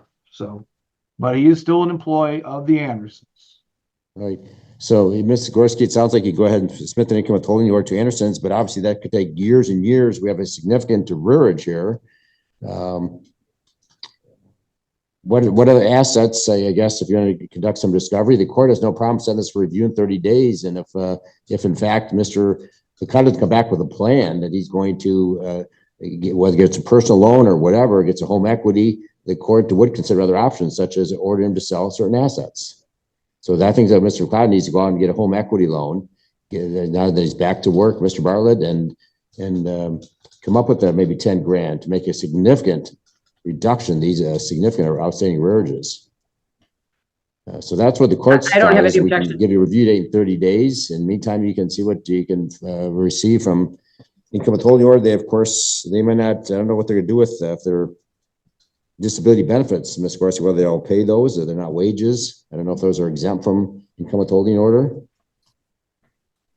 I don't, Ms. Patrick was probably better versed, but I don't have any objection in coming back in 30 days and seeing where Mr. Licata is at and what he's doing with this problem. The disability is not exempt, Your Honor, as long as I can find out who the carrier is. So if Mr. Licata does not provide that information, we can contact Anderson. Usually the employer is very good about telling us who the insurance company is that they're using for the disability payments. It will not be the Anderson. It'll be a separate insurance company that will be making those payments, and they usually will honor an IWN. And of course, those would discontinue if Mr. Licata goes back to work next week, right? Correct. So we would send one to the Andersons. We would also send one to unemployment. Then we're going to send one to the disability company, which is probably going to be an insurance company. Right. Mr. Bartlett, can your client provide the name of the insurance company that is receiving the medical disability payments from? Do you have that on you right now? It's Lincoln Financial. Lincoln Financial. Do we have an address? Probably not, but that's something that we can provide shortly. I mean, if you want to watch him dig through his phone and see if he can, or I can just agree to exchange that information within 7 days. Okay, right. You provide that information to Ms. Patrick and Ms. Gorski? I'll provide it to both. Okay, as well as perhaps maybe an account number. Right. If the insurance company signed an account to the number to this. All right, so that Mr. Licata, provide that to Mr. Brown so he can provide that to Ms. Gorski and Ms. Patrick on or before July 12th. If I would set this better for review in mid-August with the basically court will reserve the defense request for attorney fees, Ms. Gorski. It's largely dependent on the plan that Mr. Licata presents in terms of paying off these rearages in a timely, significant fashion. And if I may, we did strike pay dirt, thinking that we would not have that information available. We do have the, if you wish, the claim number appears to be 9688. It appears to be under the group protection heading. So group protection, Lincoln Financial Group, then the PO box. All right, thank you, Mr. Bradley. I'm sure the phone number won't do any good there. I'm sure she's not going to talk with anyone other than Mr. Licata, but at least we have an address. Who prepared the income withholding order? Would that be you, Ms. Gorski, or will Ms. Patrick be required to do that? Now they're opting into the friendly court services. Judge, I will do it, and I will include both Anderson's and Lincoln Financial so the front of the court can enforce your order. Right. You also are going to need a USO that does not say no front of the court services, Ms. Gorski. You're going to right? No. I'll get you a USSO. Yep. Thank you. All right. We have either August 14th or August 20th for review dates. I could do either. Mine has to be the 20th. Yep. Okay. About 8:30 on August 20th. Yeah, that should be fine. I can make that work. Thank you. Judge, I'm in front of you at 9. Do you think that's going to be okay? Spaces those out so she's not on top of each other. Yeah, we try to space those out so that we don't hold up one case. How about the 21st at either 8:30 or 9? I should be able to make, I would prefer 8:30 on the 21st. Thank you. I'm in front of Judge Arnold at 9. Okay, how about 8:30 then here? Sure. Okay. Ms. Gorski, as you know, this court starts on time. We'll call the case at 8:30 and talk to the front of the court. You can talk to Mr. Bartlett in the meantime. So the court will be available. We can take care of this certainly within 15 minutes. Okay, And sounds good. So August 21st at 8:30, the court would strongly suggest to Mr. Cloud to have a plan together, a pretty viable plan that he's going to, if he's not made a significant payment in these rearages between now and then, hopefully he will do so. Court suggesting he get a home equity loan. So noted. I'll speak with him. I'm sorry? So noted. I'll speak with him about it. All right. Thank you, Mr. Bartlett. All right. Anything further this afternoon, Ms. No, sir. Gorski? No, thank you, Your Honor. All right, Ms. Patrick, we just add the court's going to review this matter August 21st, 8:30 a.m. For the record, this matter is before the court for the purpose of reviewing all outstanding issues, which are post-judgment issues. This hearing is being conducted via Zoom. President Attorney James Bartlett, representing the plaintiff Troy Licata, and Mr. Licata appears to be present with Mr. Bartlett. In addition, Attorney Maria Zakorski is present, representing the defendant, Michelle Licata, and Mr. Licata appears to be present. Good morning, everyone. Good morning. Good morning. Parties have conferred with Ms. Barr from the front of the court this morning. It was advised that Attorney Zakorski will submit an order regarding the quadro under the 7-day rule. That was one of the questions the court had. I believe that was one of the outstanding issues was to us of the QDRO. And that's been approved by, or it's not been approved by the plaintiff. Is that correct, Ms. Zakorski? You're submitting that under the 7-day rule? It's pre-approved, if I may, pre-approved. I had Mr. Licata had brought up a question for me that I'm going to either order the transcript or, if you allow me to listen to the tape regarding valuation date. But I can get that taken care of within 24 hours. And, the language is okay. There was a question Mr. Licata had regarding valuation date. Due to the fact it was put 2 years on the record 2 years ago, I don't have a photographic memory, and my notes reflect that Ms. Zagorski's do not. So I just wanted to double check. Thank you. All right, very well. Are you going to hold off submitting that under the 7-day rule to Mr. Bartlett reviews the transcript with you, Ms. Zagorski? I've calendared it up for Friday, Your Honor. Right. Okay. It's further recommended that the court review put back on its docket September 4th at 1:30 to review other outstanding issues. The only outstanding issue is the spousal supported rearages, correct? And Ms. Zagorski's attorney fees, correct? Yes, Judge, the last time we were here, you suggested that Mr. Licata get a home equity line of credit or take some action to make a significant payment toward those arrears. He has not. Yes, the court noted he was to present a plan. So he's still working on his plan, Mr. Bartlett? Well, correct. And we had confirmed with his bankruptcy attorney's office, did not speak on them directly, that there might be some hoops that need to be jumped through there. Ms. Zagorski, my understanding, will be speaking with the bankruptcy trustee for further information. And I mean, we'll proceed from there. So no, I don't have a step A, step B, step C kind of plan. Still a little nebulous, but we're working on it. So is Mr. Licata paying any spousal support right now? It is coming out by income withholding order. He went back to work approximately 3 weeks ago. So it's coming out of his current employer, First Solar, and there was a partial pay out of his last employer, the Andersons. So there is money coming out via income withholding order.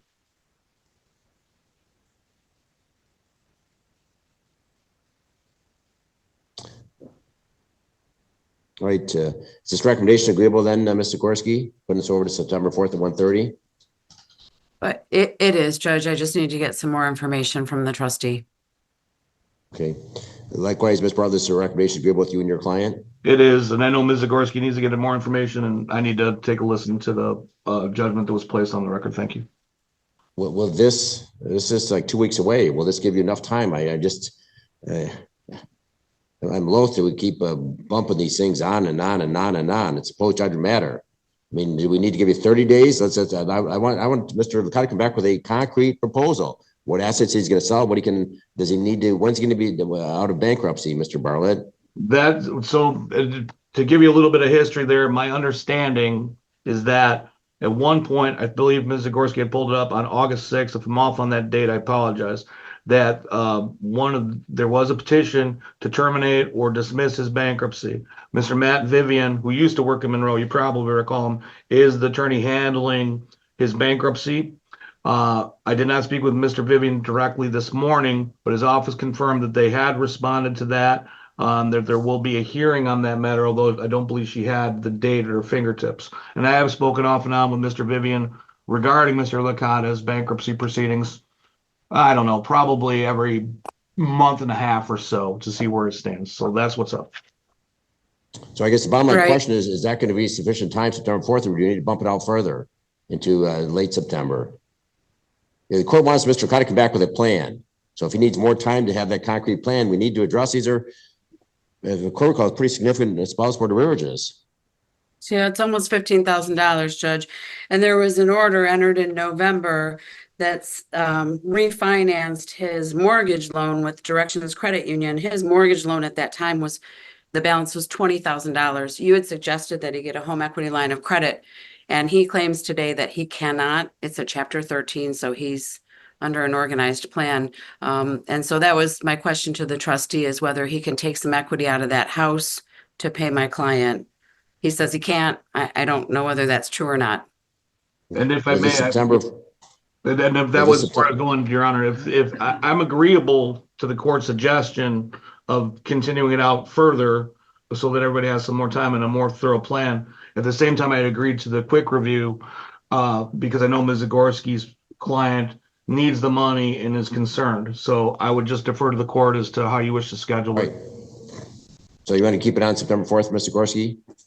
Yeah, I understand your point, Your Honor. My concern is that we're 2 years out from the judgment. We're just entering the quadros. You told him last month to come back with a plan and he didn't. So I'm afraid that if we don't hold his feet to the fire, nothing will happen. That's all. All right. All right, then we'll put this back on our docket September 4th at 1:30. Anything further than this morning? No, thank you, Judge. All right, that will conclude, sir. You can all zoom out. Have a good rest of the day. Okay.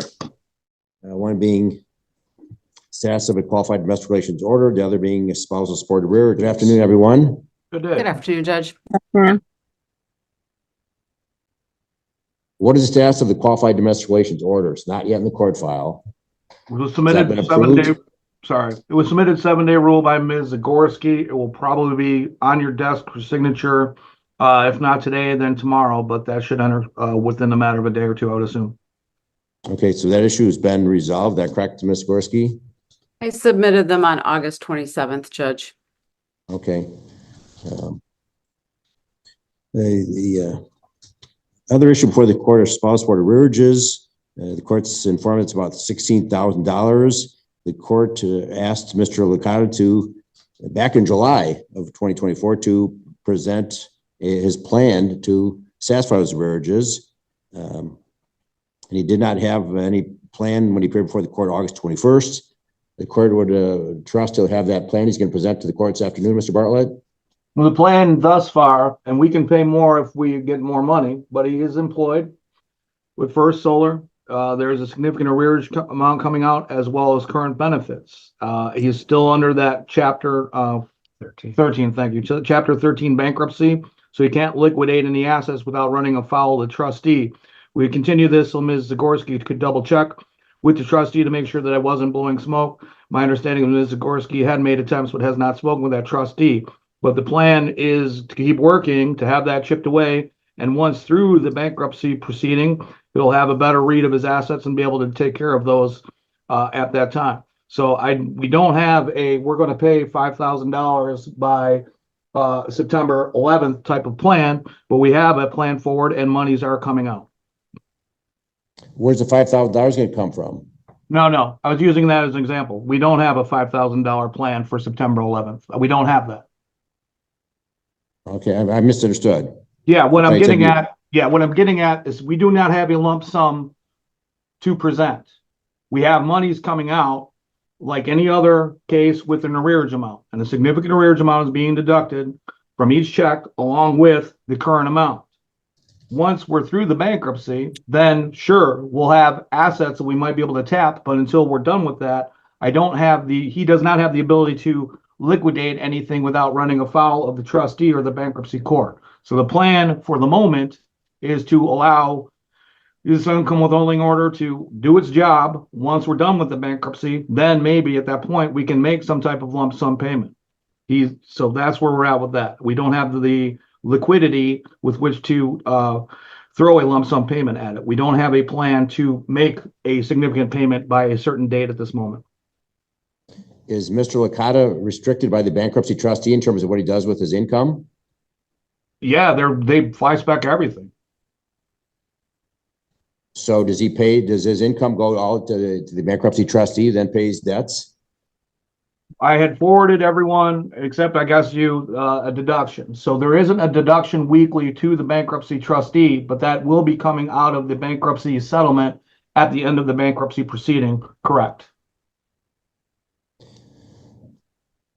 Well, Mr. Licata can always petition the bankruptcy trustee for authority to liquidate an asset, can he not? And I've spoken with his attorney on the bankruptcy matter, Matt Vivian. At this point, and take this with a grain of salt, because I got a C in bankruptcy in law school. My understanding is that he was unable to do so at this point, and he has, I don't even know the magic words to put it properly. He has a petition that he's filing shortly regarding some of these assets and how they should be assigned, as well as preventing the bankruptcy case from being dismissed. There were some issues in regards to some creditors and things along those lines. Some of them had blown a deadline, and so they need to be extended. So again, I don't practice bankruptcy law. If I have misstated anything, I apologize. I'm not trying to pull the wool over anybody's eyes, but the way that all works, if you really wanted to get to the nuts and bolts of it, I guess I could get Mr. Vivian to testify under oath or something along those lines. Do we know if the bankruptcy will be concluded this calendar year, Mr. Bartlett? My understanding of speaking with Mr. Vivian is he expects it'll be concluded this calendar year. Yes. Right. Ms. Sikorsky. Yes, Judge, I was just trying to look up Mr. Licata's bankruptcy online because the last time I checked, his bankruptcy was going to be dismissed August 27th. And there was an order entered in November stating that his mortgage balance was $20,000. And I don't know if in fact his bankruptcy case was dismissed August 27th. I was going to look that up, but Mr. Licata was in bankruptcy when this judgment was entered. And in response to the court's question about whether he has a plan, I think the court got its answer, which is no. Mr. Licata has no plan. In fact, in July, he owed $14,570, and today he owes more than $16,000. His arrears have gone up since the court asked him to come up with a plan. Mr. Licata is not taking this matter seriously. This court retained jurisdiction. I understand Mr. Bartlett's concern about selling assets. Mr. Licata can go get a line of equity against that house if he owes $20,000 on it. There's nothing that prevents him from taking extraordinary measures to address this extraordinary debt and his extraordinary disregard of this court's orders. I don't know what bank is going to extend a line of credit to somebody that's in the middle of a Chapter 13 bankruptcy. If you got a referral, we'll take it. The court would assume the trustee would not allow any liens to be put on any other assets without the approval of the trustee, because that could affect other creditors. Right. Obviously, it's frustrating to this court because we are somewhat limited with this bankruptcy action. Ms. Zagorski, have you had a chance to talk with this Mr. Vivian? Will he talk with you? He's obviously, Mr. Licata is not your client. Maybe you and Bartlett could get on a conference call, and maybe Mr. Vivian will talk with Mr. Bartlett and answer some of your questions. I'm sorry, Ms. Zagorski. I'm happy to send Mr. Vivian an email now from my client granting you permission to speak with him. I'm sure Mr. Vivian will probably make a follow-up call to Mr. Licata just to double check. But however you want to play that, we've got nothing to hide. I'm just curious whether or not whether or not Mr. Licata can petition the trustee to remove that piece of real estate from the bankruptcy plan, or to otherwise secure a line of credit to $16,000 to pay off these rearages. Open any suggestions, Ms. Gorski. Yeah, I appreciate your willingness to problem solve, Judge. I don't think it's your problem to solve, and I don't think it's my problem to solve. Mr. Licata was ordered to pay this money in 2022, and he hasn't. And he's unable to, and he is legally restricted from taking certain actions. So you can file all the show cause you want, but you have to show that he is in blatant disregard. His hands are tied. He is not playing games. And that's the attitude that we meet, Judge, is, well, do whatever you want to do. We're not going to be held responsible. No, that's not what I said. I said we were handicapped by the position that he's in. We're happy to play ball. I'm offering to have you speak with his attorney on the bankruptcy. You've got the trustee's number. You've got all sorts of things that you can double check the representations that I'm making, and I'm making sure that I'm as transparent with you in the court as I can possibly be. But in order to find somebody in contempt, you have to show that they willingly disregarded. You're aware Mr. Licata was unemployed for a period of time. You're aware Mr. Licata had some medical issues. You were aware Mr. Licata is in bankruptcy. You just acknowledged that he wasn't at the time that the judgment was filed. Here we are. We're trying to do what we can. And unfortunately, at this moment, our hands are somewhat tied from a legal perspective. Mr. Licata was in a vehicle accident because he was drinking and driving, and I'm not going to continue to run up my client's attorney fees to solve your client's problem. Well, at the same time, showing up an hour late and claiming attorney fees, and we're the bad guys here, I don't think is good form, but okay. Do you want me to send that email to Mr. Licata or not, or to Mr. Vivian or not? No, I don't. Okay. Right. Mr. Bartlett, so did your client receive a compensation money from his job every week or every 2 weeks? I've forwarded everybody a copy of his check stub. I'm happy to pass one along to you as well. He does get paid weekly or bi-weekly every 2 weeks from his employer for solar. How much is what's his net take home every 2 weeks? Let me pull that up for you so I'm not shooting from the hip. Check stub. Got it. 1 sec, Judge. All right, for the pay period ending August 24th of 2024, running from August 11th to 2024, his gross pay was $5,260.65. After all deductions, his net pay was $1,783.46, reflecting, I believe that's a 76.38 hours worked for that pay period. It indicates, this is your alimony? No, that's 2 bank accounts. Where is the alimony? Help me out. Garnishment alimony. Garnishment alimony. Out of that pay period, $851.49 was deducted for alimony. For those 2 weeks, for that pay period. The year-to-date on the alimony reflected on that check, I believe this is the second check from that employer, $1,639.91. So Mr. Licata's spouse court obligation is $1,522 a month, correct? I thought it was $350 current. Am I mistaken? $50 a week. I'm sorry, what was it? What was that? $50 a week? What's that? No, Judge, you were right. It's Mr. Bartlett said $350. It's $350 per week.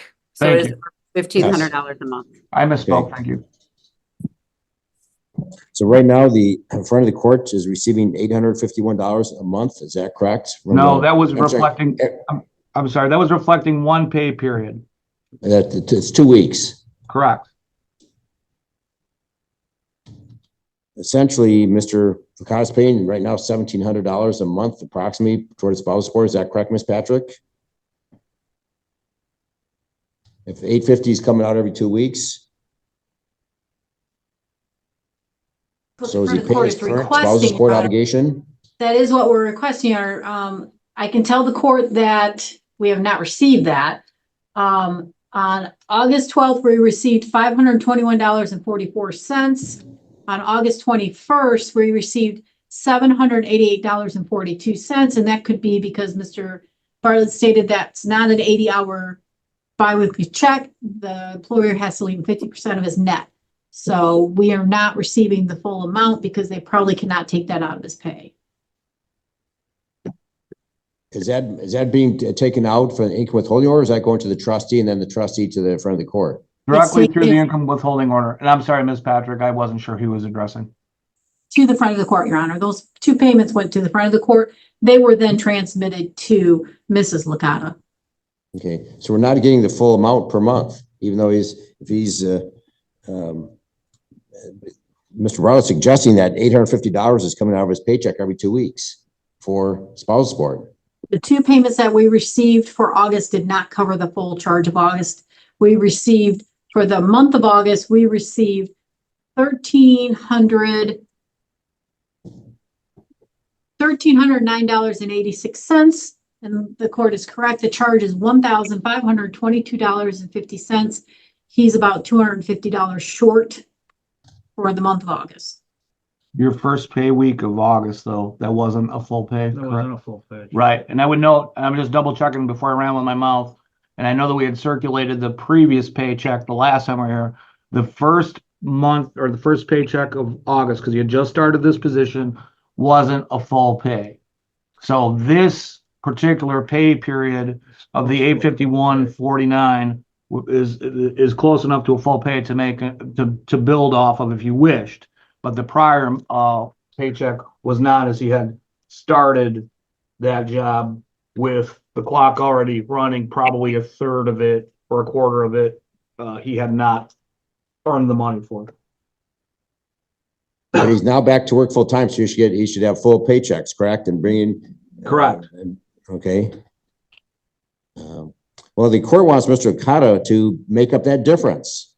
I mean, if he's short a month, then he needs to make up that difference. If he's netting $1,700 every 2 weeks, he should be able to make up that difference. That's not being deducted by income withholding order. Pay that directly to the front of the court. He's got to look at his paycheck. If that full amount's not coming out, if he's we're not, the front of the court is not taking out $1,783 a month. I'm sorry, the $1,522 a month. He needs to make up that difference. There is a hearing on the motion to dismiss the bankruptcy scheduled for September 26th at 11. And Mr. Vivian has indicated that he has filed or would soon file the necessary document to prevent that from happening. No, he did. He filed an objection and it's scheduled for hearing on September 26th. Okay, so I guess that's when the hearing is. Thank you. So who filed the motion, Mr. Gorski? Is he one of the creditors? The trustee. Oh, the trustees filing the motion to dismiss it. Yeah, the trustee filed a motion to dismiss for his failure to make payments under the Chapter 13 plan. Okay. His last payment was received Friday, February 16th in the amount of $57. The trustee filed the motion on August 6th of this year. Mr. Vitito filed Mr. Vivian filed an objection. It's scheduled for September 26th at 11. Thank you. Well, based upon the information the court has, there's no reason why Mr.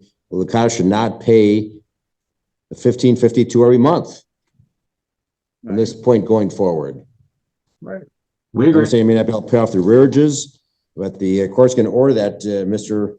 Licata pay minimum of $1,552 per month. And if he's got short paychecks, he's got to find it somewhere. Okay. And the court's review this end right after September 26th. Which is that's a Thursday. How about October 1st or 2nd? I'm sorry. Yeah. Do we have a time October 1st? How about October 2nd at 8:30? Is everyone available? Yes, sir. I can make that work. What is it? October 2nd at 8:30. So Wednesday at 8:30. Will that time work with everyone? Or you want later in the morning? It works. I would prefer early. I don't want this work. One sec. What date is that again? It's Wednesday, October 2nd. That's what the calendar looks like. October 2nd. Okay, I'm off that. Okay. No, wait. I'm working that day. Was the black a day off? Flex or day off. Is there a possibility of Tuesday the 1st? He's off that day, won't have to miss work and. Yes, we'll make it work. All right. I only have Wednesdays off. I'm scheduled through to the end of June next year for Wednesdays off. October 9th is the next Wednesday. He has October 9th off because he's got. Okay, let's do September 26th. What time is the hearing in bankruptcy court? It's at 11 o'clock, Judge.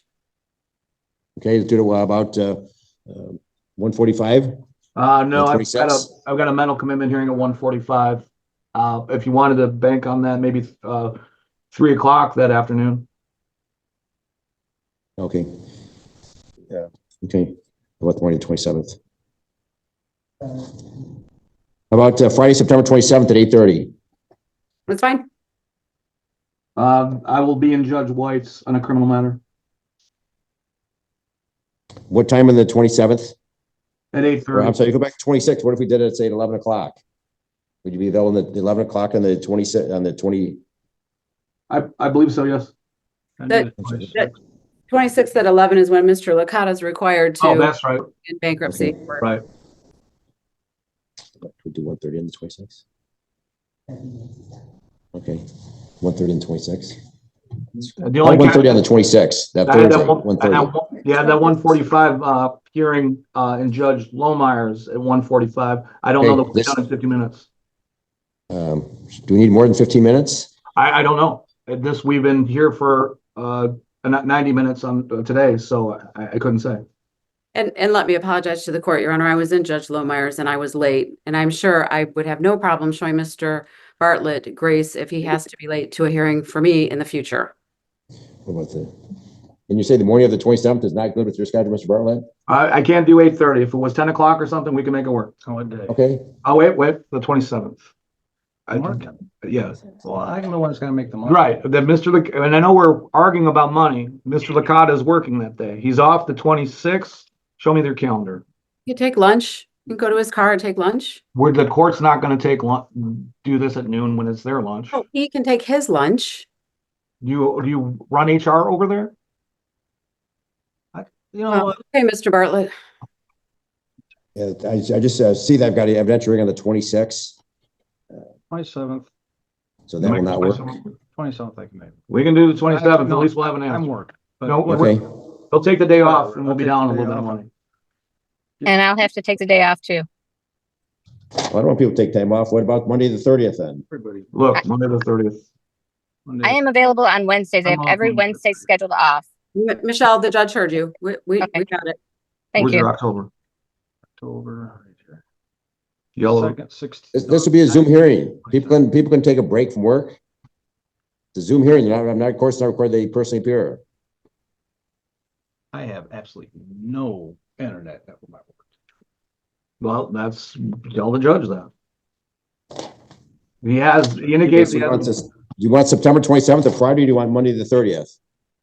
Ms. Zagorski, Ms. Bartlett, what's the better of the two I'm putting dates? to my client for that answer. Monday the 30th for me. Monday the 30th is what my client prefers. Okay. That's Ms. fine. Licata? Monday, September 30th. At what Monday, time? September 30th, 8:30? I have to do a little later than 8:30. I'll be in another hearing, but from 10 till noon, I'm open, and from 1 till, Okay. no, not 10 o'clock then, 10 a.m.? so it's fine. Monday the 30th. September 30th. Okay. All right, Take the day off. Ms. Patrick, could you find Friday, the court is, in order that the matter is adjourned to September 30th at 10 a.m. via Zoom. Yes, Your Honor. In the meantime, Mr. O'Connor, the court wants you to pay the full amount that you owe for the month of September. So if it's short, you need to come you need paid out of the additional income paid to you. Could you repeat that? I'm sorry, Your Honor. We were making notes on the dates here. What was that? The court expects Mr. O'Connor will pay at the minimum of 15, Well, I'm paying that. 22 for the month of September. No, yeah, you got it. No Okay? problem. And If it's there's- not coming out of by income withholding order, he's got to make up that difference by paying it in cash to the friendly court. And there's no arrearages coming through on top of that until we review. Well, obviously the income withholding order will continue. So if we're getting the full amount or at least minimum of that or more, that's fine. Income withholding order will continue. I'm expecting the same amount to come out now. Okay, as long as it does, Mr. O'Connor, look at your paychecks. If it's not coming out and you're short that week, you need to make up that difference. That's all I'm saying. I get it, yeah. All right, and hopefully we have more information from the bankruptcy trustee on on the 30th. So it's everyone then on the 30th? Okay. It's at 10:05. Thank you. Judge, Right.